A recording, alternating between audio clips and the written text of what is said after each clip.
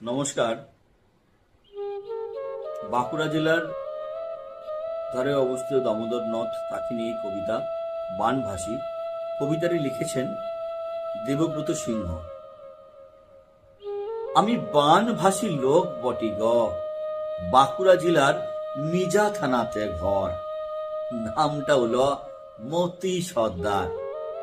বাপ কাকার আমল থেকে চৌকিদারি করি। 50 সালের আকালের পর থেকে গেল বছর তক খরার চোটে দকর কচা হয়েছিলাম। এই বছর আবার বানভাসী। কাগজওয়ালাদের বললাম, লিখে লিবেন বাবু আমার কথাটা। কিন্তু গায়ের লোক কাগজ বাবুকে ভাঁড়াই দিলে এক, নাহলে লেখা কেনে।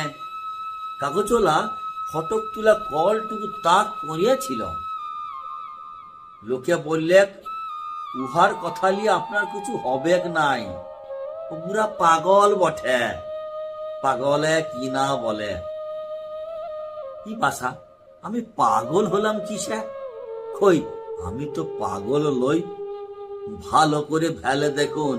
কিন্তু ওরা বললে, বুড়া গায়ের মানে লিরিফে লোট ছিঁড়ে নদীর জলে ভাসাই দিচ্ছে।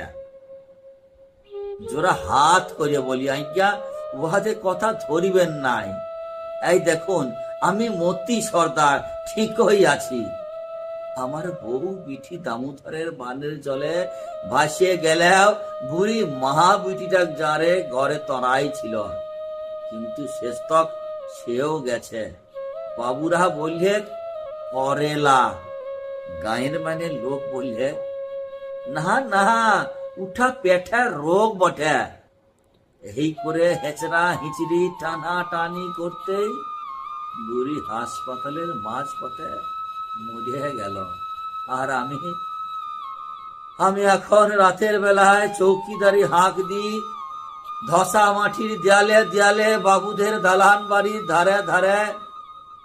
তবে কি জানেন, গাঁয়ের লোক এখন রাই রাই করি আসবে, পাগলটাকে গায়ের থেকে খেদরাইতে হবে। কিন্তু যখন সেদিন রানীগঞ্জের বাজারে গেছিলাম আর সন্ধ্যাবেলা হুশ করে দামোদরের জল সীমায় গেলে, তখন কই আমার বউ বিটিকে সামলাই দিতে লাগছ।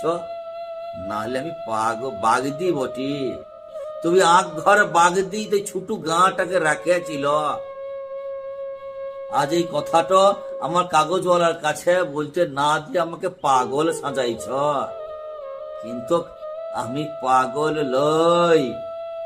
শুনেন বাবুরা, আপনারা শুনেন, আমি পাগল লই। আমি মতি সর্দার চৌকিদারের কাজ চিরকাল করিবেক। চোরকে হাঁকড়ার নই আমার কর্ম। তখন না হলে সিধেলে চোরকে হাঁকড়াইতাম। আর এখন এই চোরটা যে হির ধারের খাতের পাশে লক লক করে বলছে যে আমার বউ বিটিকে লিয়া চুরি করে নিয়ে গেল, আর এখন সেই চোরকে নিয়ে রোজ দিন রাতের বেলায় সবাইকে হাঁকড়ায় সামলাই দিব। হে বলুন, ইহাতে আমি পাগল হইলাম কিসে? তোমরা আমার বউ বিটিকে সামলাই লাগছ বলে আমি মতি সর্দার কেন পারবো নাই? আমি তো চৌকিদার বটি, তাই সবাইকে রাতের বেলা সামলাই দিব। হে দামোদর সীমাইছে, পালাই যাও, পালাই যাও, দামোদর সীমাইছে। ধন্যবাদ।